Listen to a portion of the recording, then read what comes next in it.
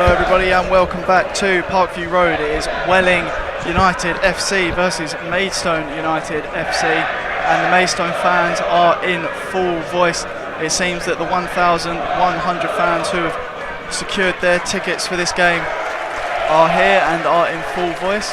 For those of you who haven't been to Welling's ground before, I'll paint a little picture for you. We are currently sat just to the right hand side of the halfway line in the press box, just above the Maidstone United dugout. Opposite us is a nice little seated stand with a fair few Maidstone fans in it, and across that side of the field there is many Maidstone fans littered across the standing regions.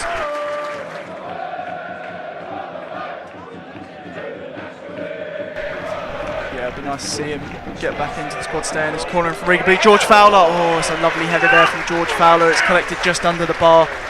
Very impolite songs towards the gentleman in green over there, the police. So hopefully they do keep themselves well behaved, but I haven't seen anything to complain about so far. But Chrissy Patterson comes down the right here and crosses into Tushon Walters. Oh, it's a good ball from Chrissy Patterson there to find Tushon Walters just running in at that back post, and a header just a yard or two wide of the far post here. It's taken down well by Hayley Gandor actually, and he's brought down in the middle of the field. Gandor, quick free kick from Sam Corn out to the left hand side. Tushon Walters now on the ball. He's got his defender to beat. Binon Williams in assistance, but he doesn't choose him. Regan Booty now on the ball. Booty plays in Tushon Walters. It's a good ball by Booty. Walters, oh, it's cleared off the line by the defender, and a deflection takes it back into the box, but it is cleared well. George Fowler now with it's cleared down only as far as George Fowler, who flicks it further down the line in search of Christy Patterson. Patterson does well there to get on the ball when he does try to blitz his man, but he's done really well there, the number 2, Ezra Nolim.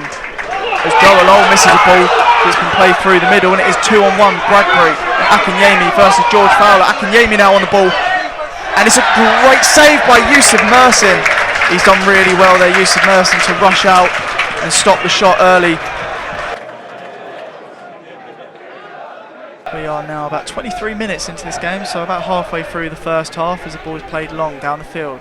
Flicked on well by Akinyemi, but cleared by George Fowler.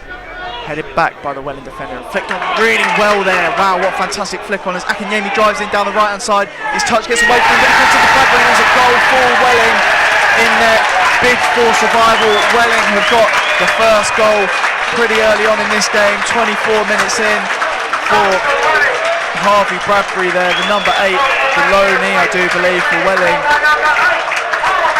And the Stones have been stunned at the back there.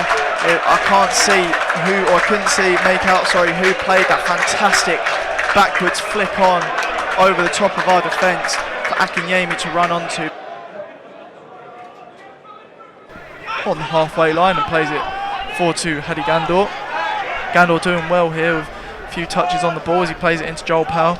Joel Powell driving forward now, finds Sam Corn about 30 yards out as he plays it to the left hand side to find Binon Williams. Binon Williams and Sam Corn out here on the left with Tushon Walters in support, and Walters now picks the ball up. Lovely flick from Walters, and there's a wow, the referee said play on. I can't believe that. Tushon Walters has flicked his man and managed to get past him, and he's brought down by the Welling defender. Tushon Walters has flicked the ball round the corner, turned to go and run into the box, and he's obviously been fouled and held back, and for some reason the referee didn't give it. I think there would have been an offside there if the linesman actually had some legs on him, but Chrissy Patterson's been played in over the top now. Chrissy Patterson's still going in, he's held back by the Welling defender, and the referee's still not giving it. Honestly, myself, like many, there is no different here at Parkview Road, with Hadi Gandor now picking up the ball with a poor shot from about 25 yards out with his left foot just along the floor, and it's cleared well by the defence, but Binon Williams collects and gives it to Gandor, who loses his footing, and Sam Corn tries to play in Tushon Walters, who's in on goal. Tushon Walters, and he's offside. He does get the shot off and it's saved well at the near post, but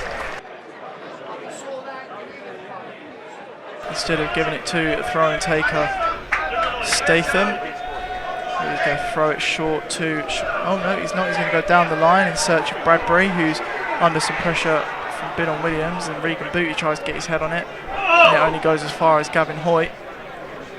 as Akinyemi with some fantastic feet and a lovely ball to Allen. No penalty. Why is the referee not booking him there? I mean, that is a clear dive.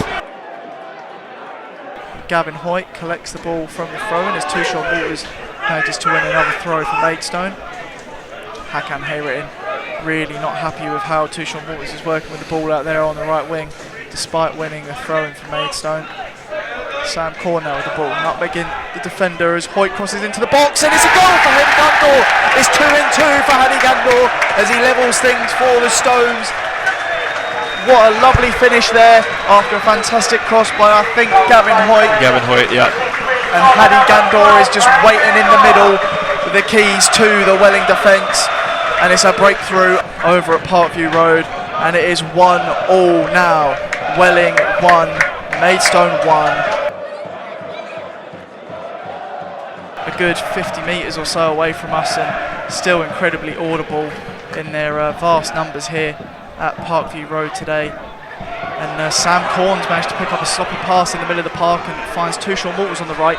Can Tushon Walters do anything with it? Ooh, that's a shocking shot from Tushon Walters. And it's on his... Onto that left foot. I think he actually is left-footed. So he come inside and then unleashed that left foot where the shot was high and wide. And that little bit of play there where the ball's over the top, and Hadi Gandor is in now, and questionably the goalkeeper was outside of his box as the ball was played over the top, and Hadi Gandor was on the chase. Goalkeeper comes out and sort of picks the ball up, and Maidstone fans in that sort of corner of the box raise their arms and say, "Ref, what about that one?" And the referee says, "No, I'm being indecisive and inconsistent today." Whereas Welling have just scored. The ball is played long after what should have been arguably a free kick for Maidstone United when the goalkeeper handled the ball from outside of the box. He plays the ball long over the top for, I can't quite see who has scored, as Joe's mentioned before, we've got a steel beam in the way. The ball is played over the top. Who's that, sorry? Under some good pressure there, and he's done well to win the ball back as the Welling man, as Joe Alow is put under pressure at the back, but he does well to flick it onto George Fowler. Ooh, nearly a boot to the head there for the number 16, but Bradbury's doing exceptionally well here to get it through, and here comes Welling once more down the left hand side as he cuts in and gets a shot towards that far right hand corner, but it's gone wide. He can't win it. Joe Alow now trying to contest Bradbury for a header, and he does win it, does Joe Alow. But the ball is played back forward. Joe Alow again winning it. Regan booted the ball over the top, and it's cleared fantastically well there by the number 4 for Welling, Statham, as he's had a really good game actually. Has Statham, as have many of the Welling players. Akinyemi probably my best player for Welling so far, who unfortunately came off injured for them. But the ball is played fantastically out to Gavin Hoyt on the right hand side now, collected by Rory Deacon on the edge of the box. Rory Deacon cutting in on his left foot as it deflects down the middle of the goal, and it's saved well by the goalkeeper after a deflection. As Mersin clears the ball down the line now to the left hand side. Joe Alow heads into the middle. Gandor can't get a foot on it, and it's cleared well again by the Welling defender. Last ditch use of Mersin, despite the 4-on-2 odds that they had in terms of attackers to defenders. Joe Alow now with a sweeping ball forward. Chested down by Binon Williams. Can Binon Williams whip some magic out? Oh! I can't believe it! It's pandemonium at the end! It's not... I can't believe it! There was a volleyed shot from Binon Williams straight at the goalkeeper, who's dropped the ball, and it looked to me like it had gone a good yard over the line. I mean, I can't quite tell from the angle we're sat at. We'll have to take the linesman's word for it, but that is absolutely outstanding from the goalkeeper. If he somehow managed to stop that from going in, despite his previous error. I don't think he has, but like I say, we'll wait for the video footage. Welling are in, and it's a goal for Welling at the end. I can't believe it. It's absolute chaos here. The Maidstone fans are silenced. The Welling fans are jubilant, and deservingly so. A goal on the break. Maidstone defence thought that the players were offside in the Welling attack, They stopped playing. Joe Low appealing to the linesman, and the player just run through and slotted underneath Yusuf Merson.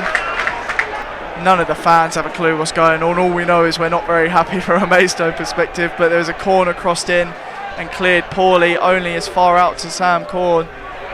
Regan Booty now, the ball back into the box, Hedy Gandor, and it's cleared well again by Ezen Nolim. A fantastic game. Oh, well, there you go, the Welling Tannoy man there, as you might have heard, agreeing with me on the man of the match.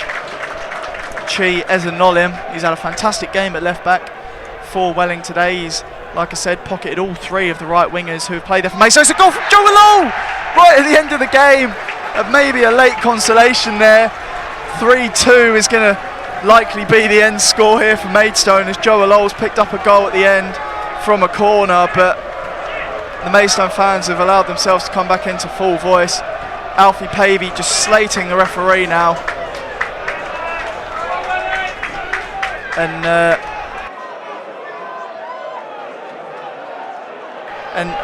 it's really going to not end well, I don't think, for Maidstone here. There's a smoke bomb behind the goal once more from a Maidstone perspective, as Hedy Gandor and Alfie Pavey are linking up down this right hand side, trying to get another goal late on for Maidstone.